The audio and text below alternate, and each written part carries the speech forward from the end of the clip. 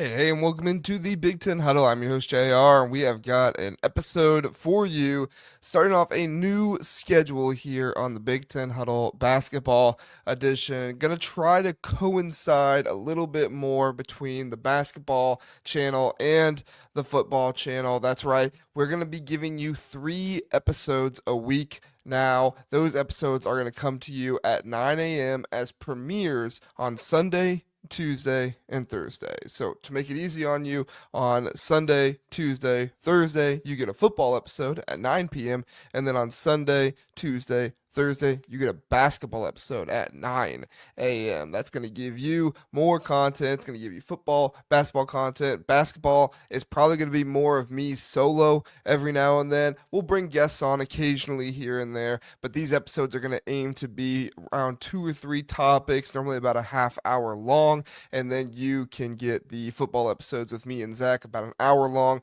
on Sunday, Tuesday nights, and then with me and Jeff on Thursday night. So that's kind of be the new schedule we get to. The only exception will be if there are Big Ten games that day. We will do a Big Ten after dark scenario. So we are not going to do one on Thursday because we'll do an episode that morning, a premiere.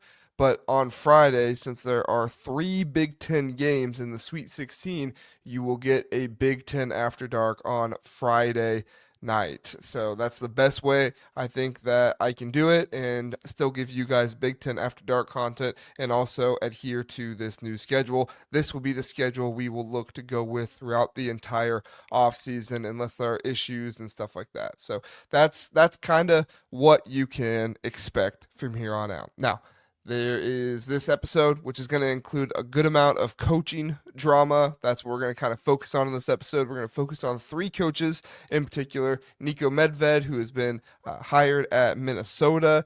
We're going to focus on Kevin Willard, who he is still looking to get his contract extension from Maryland. And then finally, Mick Cronin and the rumors that he could be leaving UCLA for Villanova. Going to explain the situations to you. Going to give you my thoughts and then go from there with maybe some predictions, stuff like that. So let's get into our first one here.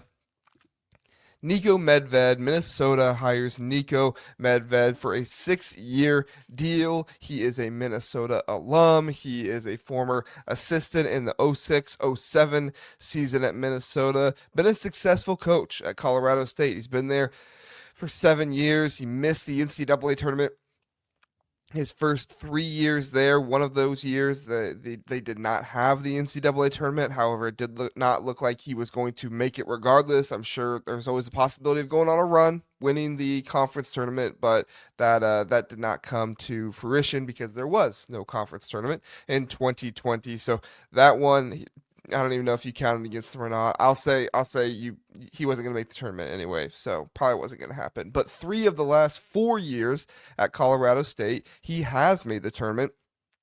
First round exits in 2 of those 3 years that he made it. This last year, which is this tournament that's going on right now, he got to the second round after upsetting Clemson. Was one of the only mid-major teams that actually shot the ball from 3 well in that game. That contributed to it. It was also just a good defensive performance by Colorado State in order to hold Clemson to a very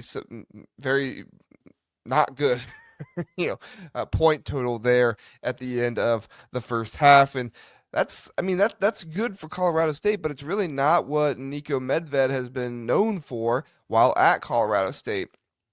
He's kind of been known for developing his team a little bit more into an offensive team and doing some more things there. So before Niko took over in 2019, Colorado State in 2018, they were 224th in KenPom.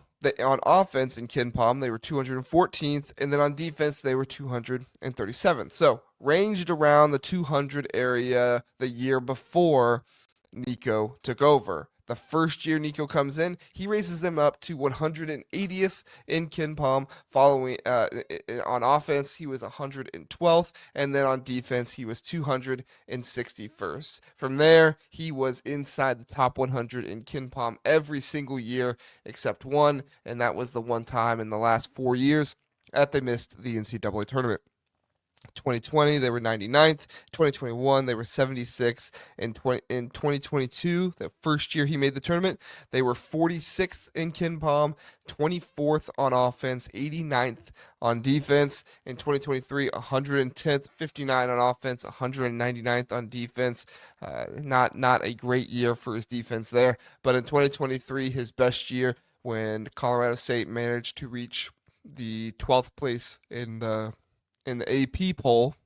They were much better in KenPom, 36th overall in KenPom, 51st in offense, and he actually got his defense up to 27th. This past year, 42nd on offense, 40th on or 42nd overall, 40th on offense, 53rd on defense. Niko Medved is going to give you a good offensive team. They're going to be able to provide sparks. They're going to be able to score the ball well, whether that's their three-point shooting, whether that's their ball movement, whatever it might be. They do a good job of that. I like this hire overall for Minnesota for three different reasons. Number one, Nico is an underrated talent developer. I believe he sent David Roddy to the NBA as a first-round pick after being the number 6 player in Minnesota. Isaiah Stevens was a top 300 prospect in the class of 2019, and he became a 5-year starter for the Rams. A real good piece there. I mean, he was never going to make the NBA. I think he was 5'10", 5'11", so he was never going to make the NBA with that kind of size, but he was a reliable starter and did a good job improving his game year after year. And then finally, the star player from this team, Nick Clifford, I believe that's how you say it, Nick, Nique. He went from averaging less than 7 points per game at Colorado to averaging in his final year, his 5th year of eligibility, 19 points per game at Colorado State, and he has now become an NBA draft prospect, popping up on big boards, somebody that teams might be drafting. He's not going to be a first-round pick most likely, but he could possibly get drafted after graduating from Colorado State, showing his ability to bring in guys from different states, from the state that he's in, and also showing an ability to take somebody from a larger program that maybe isn't doing so well, bring him into his program.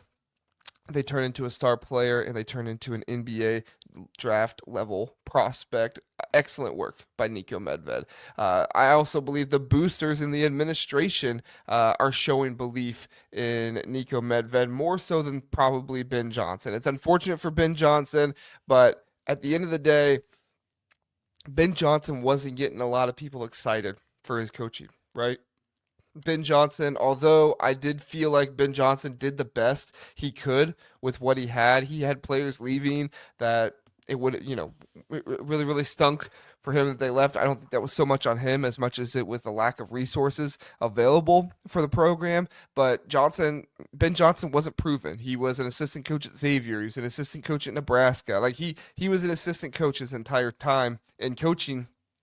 Got the Minnesota job as a Minnesota former player, which good for him that he was able to get that, but he was just never really able to show the coaching prowess of first-time head coach. And if we're being honest, in the Big Ten teams are too good to be hiring first-year head coaches, right? We saw it didn't work with Ben Johnson here. Right now, it's not working very well at Ohio State with Jake Diebler. It could work. We'll see what happens next year, but it's not working right now with him there.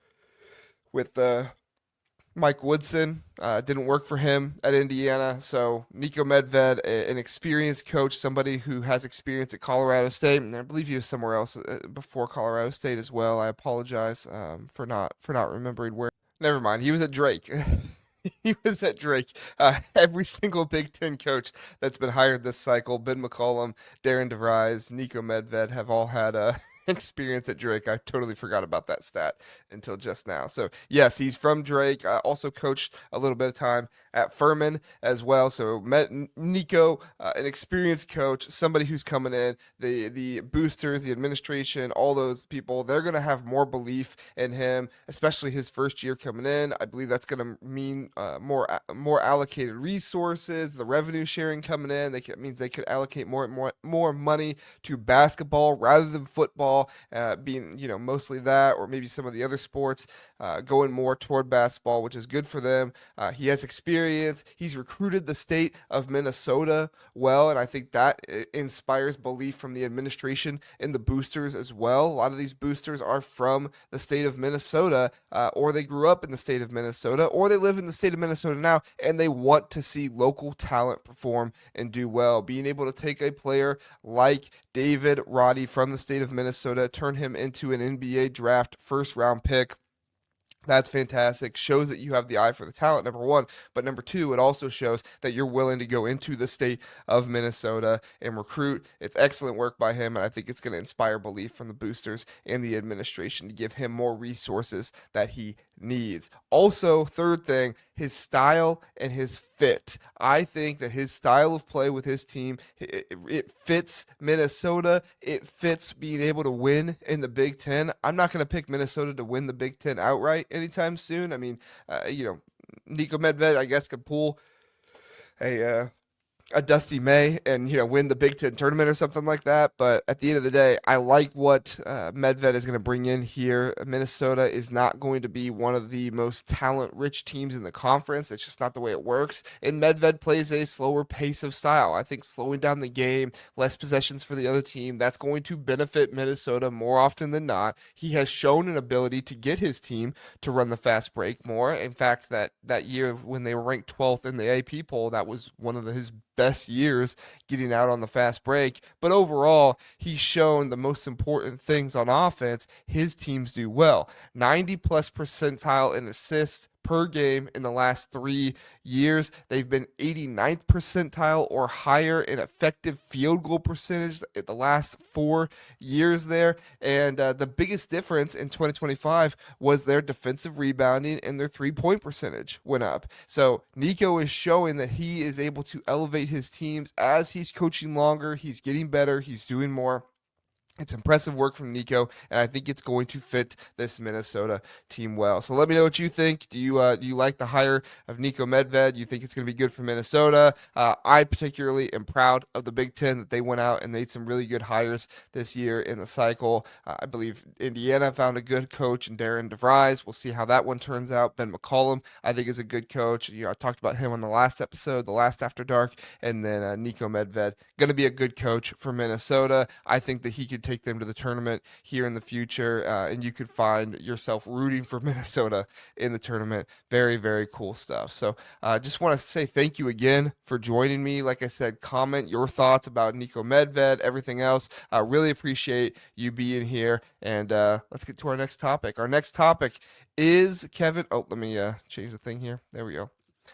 Is Kevin Willard coming back to Maryland? Now, the people that have been all over this are the people from Inside Maryland. This is a fantastic site. It's the 24/7 site for Maryland. They have a guy named Jeff Erman who does a fantastic job. Jeff, Jeff.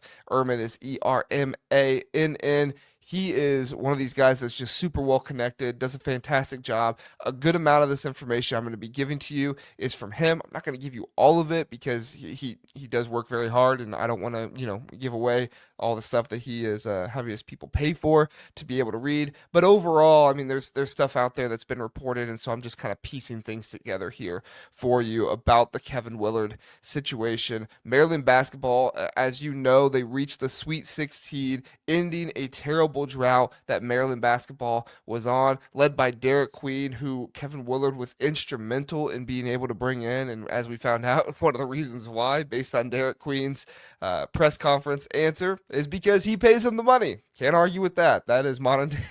I looked Kevin Willard's face. He was like, oh my gosh, come on, man. Come on, say you like Maryland or something. Talk about the school. Talk about something you like. No, we found out Derek Queen likes the money. So he's hitting buzzer beaters, and maybe he had an incentive on his contract. Hit a buzzer beater to send the team to the Sweet 16 and we'll double your payout. I don't know. But obviously I'm joking there. But the athletic director, Damon Evans from Maryland, he is actually leaving to go to SMU, and it's creating uncertainty with Willard in his negotiations because, in fact, the interim athletic director, I think her name is Sorum, something like that. There is apparently not a great relationship between Willard and her right now. So Willard does want to return. That's being reported by Erman that he does want to return. But his concern isn't so much about making him a highly paid coach. I mean, we heard rumors that he could be a top 10 coach paid in all of college basketball. Seems a little high to me just based off of one season, but he does have a history at Seton Hall. There is another team calling for him right now, so he does have that kind of leverage there. So it makes sense, but more than anything, Kevin Willard, he wants more NIL funding and more revenue share and more resources given to his program. He wants at least $4.5 million in revenue share. He wants more of a focus on NIL funding. He wants a rebranding of the Xfinity Center, and he wants more control over the program, kind of like a CEO, promotion there for it. One of the stories that came out that really highlighted Kevin Willard's frustrations with Maryland was a trip, I believe it was to New York, they took for a game this year or this past year, one of those two. Kevin Willard and his guys, they played a game late at night.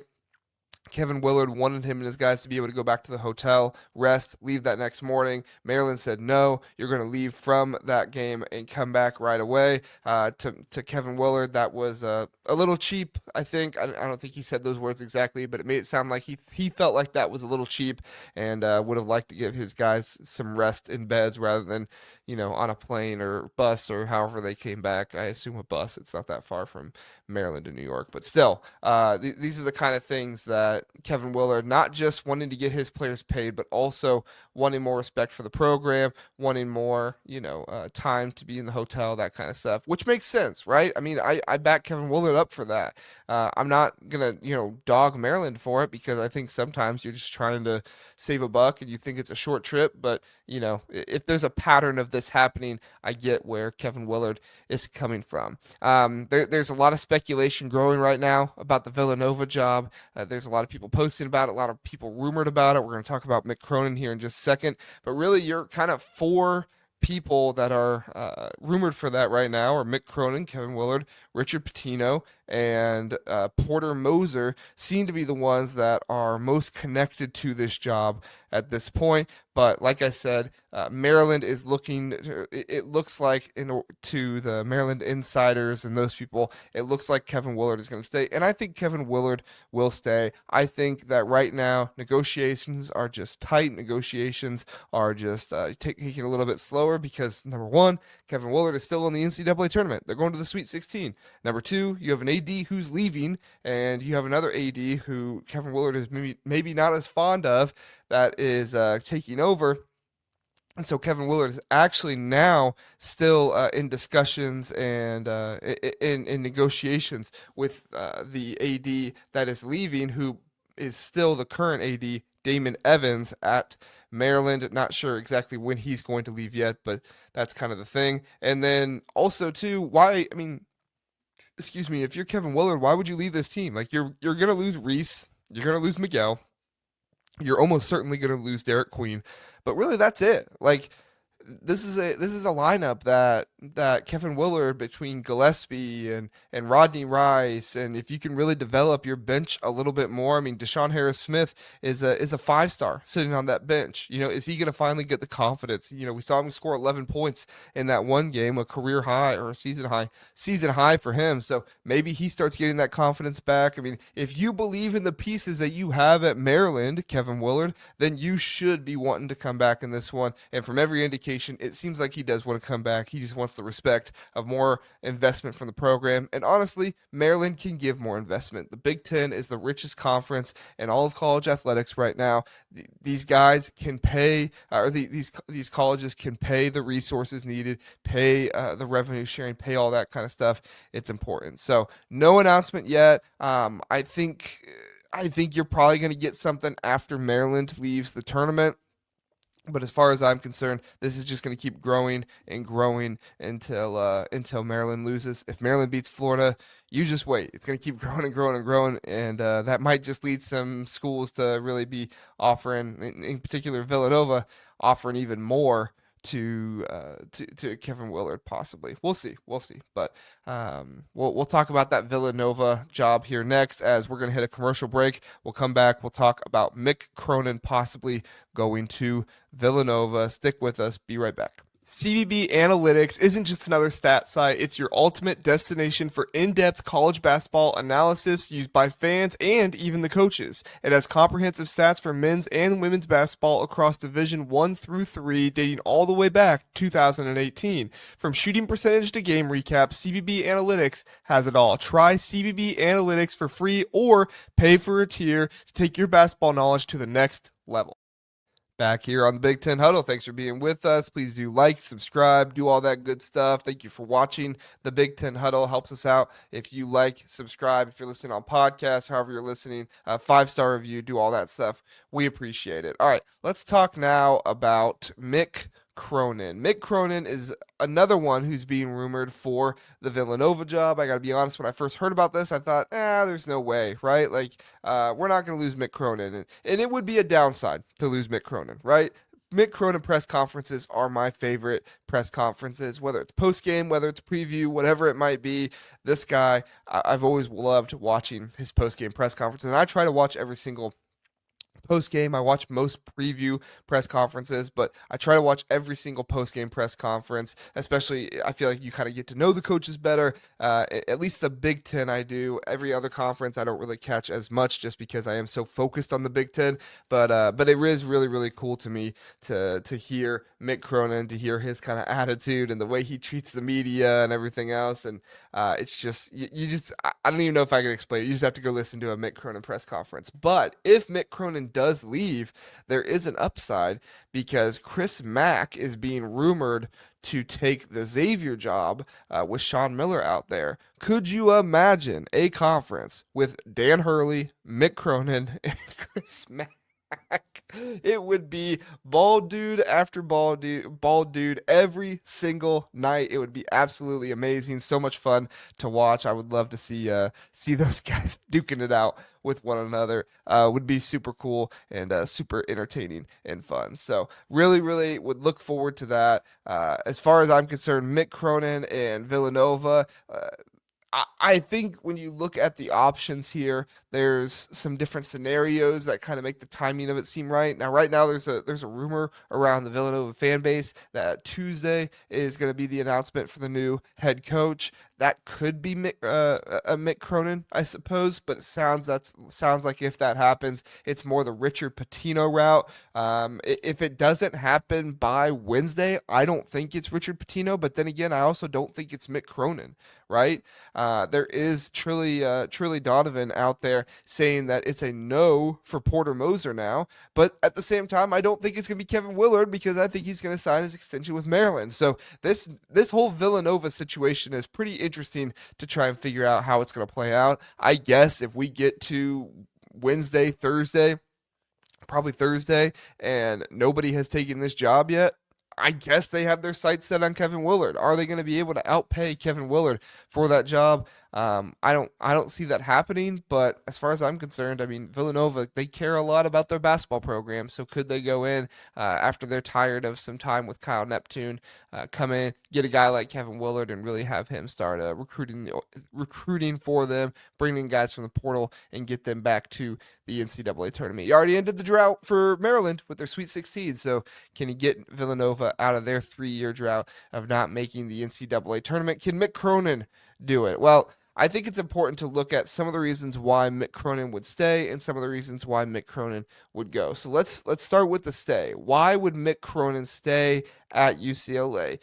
Mick Cronin worked really, really hard to improve the NIL at UCLA. That was something that he worked really hard to do. That was something that he endured for an entire season. I believe they went 16-17 last year.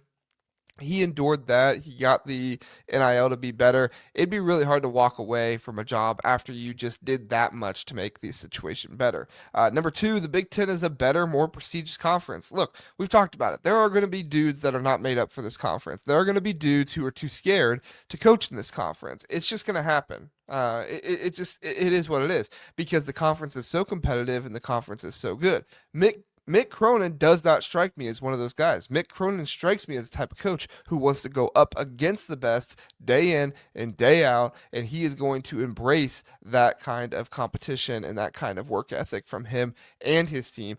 I don't think Mick Cronin's the type of guy that gets into the Big Ten and says, "Yeah, I think I'll go. I guess I'll go to the Big East now because I feel better about that." I don't think it's going to happen. I think Mick Cronin is the type of guy who wants to stay in the Big Ten and who wants to compete against the best game in and game out. There's also the family side of things. If you know very much about Mick Cronin when he moved from Cincinnati to UCLA, there was some family affinity there with his daughter Sammy Cronin. I mean, it's kind of a cute story. Sammy Cronin had her own show at one point. That was really cute. So I mean, this whole situation very cute. Mick Cronin doing a lot of really cool things with his daughter and wanted to raise his daughter in California. Felt like that would be a good place to raise her and it would be fun and everything else. And Mick Cronin, as a boy, always wanted to move to California, right? So there's a lot of stuff going on there that kind of pulls him to that area, even though he's not from there. He's from Cincinnati,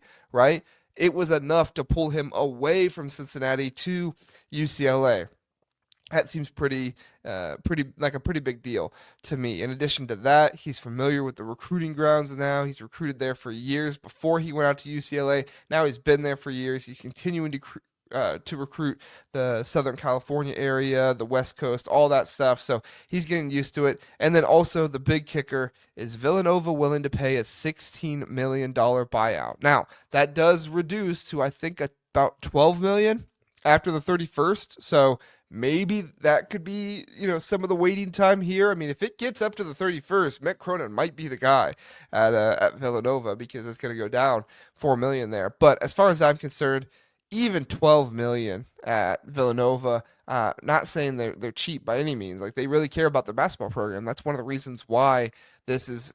We'll get to why Mick Cronin would go here in a second. We'll talk about that, but Villanova is a place that really cares about their basketball program. I don't believe they paid very much to pay the buyout for Kyle Neptune. They could find themselves with some more money, but overall, 16 million. That seems like a lot to buy a coach out of. Maybe they do it, but I don't think they would. Why would Mick Cronin go? Why would Mick Cronin leave UCLA to go over to Villanova? Well, number one, he coached in Cincinnati when Cincinnati was in the Big East. Cincinnati obviously moved from the Big East to the AAC. Then they moved to the Big 12. After that, some people don't remember, but Mick Cronin was there when Cincinnati was in the Big East. So they have that. He has that familiarity with that conference, albeit it was about 20 years ago. He still has that familiarity with that conference. He is very frustrated and very open about the frustration of Big Ten travel. Doesn't like it for him, doesn't like it for his guys. He truly does believe that UCLA is losing games because of the travel. He doesn't like to blame it on the travel because he doesn't want to sound like a baby. It's another thing that's kind of going on in his press conferences right now. But at the end of the day, you can understand going from a conference that is national, where UCLA is traveling all the way across the country playing Rutgers, that you might say, yeah, I'd rather play in the conference that has, the Pennsylvania school and the Connecticut school and the New York school, kind of all in that one eastern area there. It might be beneficial for him. And, I mean, he's complained about it a lot. So if you're saying, like, why would he leave a job for that? He really hates the travel that the Big Ten puts him in. So maybe that's it.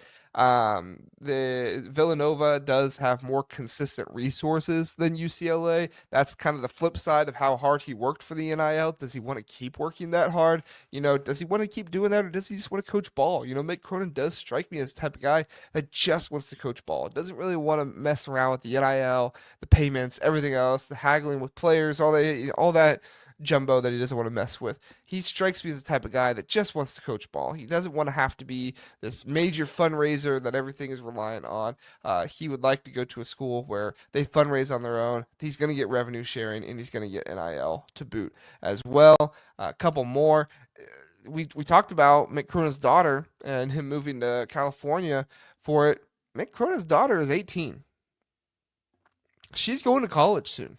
She's going to college here next semester, I believe. And if she decides, or if she has already decided, we don't know. I wasn't able to find anything on it, but if she has decided she wants to go back home to, say, a Penn State, a Pitt, a Cincinnati, somewhere over there on the eastern side or in the Midwest, Mick Cronin might just want to follow her, and be close to her. Now, I don't know how much time you're going to be able to spend with your daughter, but Chris Collins, we heard the rumblings about him possibly leaving Northwestern. One of the reasons why was because his son had graduated and his son was no longer an assistant on the Northwestern basketball team. Now, Mick Cronin might still leave at some point, but he didn't leave this year, and mainly because he got more resources and got a contract extension himself.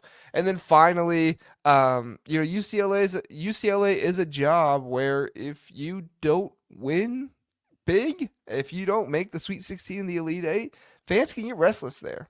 That is the program that has 11 national championships. Fans can get restless. Fans can want guys gone. I've already seen on the message boards people calling for Mick Cronin to be fired after the season. I think that's crazy, but that's fandom, that's expectation. And if you've got guys that are already saying that now, what if Mick Cronin comes back next year, doesn't have the NIL resources, and they go 16 and 17 again? I don't think that's going to happen. I think they got too many guys coming back.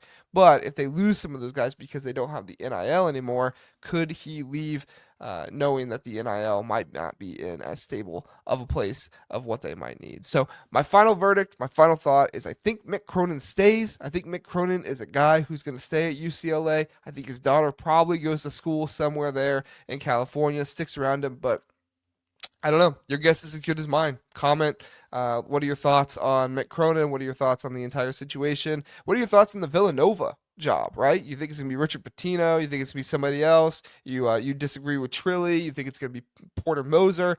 Would love to know your thoughts. Overall, that's the episode I have for you here. Don't forget, you'll get an episode Thursday morning. We're going to preview every single Big Ten Sweet 16 game, and then you are also going to get an episode Friday night following the Big Ten basketball games. I'll be there, Big Ten After Dark, recapping it all with you, and then the next one after that will be Sunday morning. Thank you so much for joining me. I really appreciate it. Like, subscribe, tell your friends about the Big Ten Huddle basketball channel. See you next time.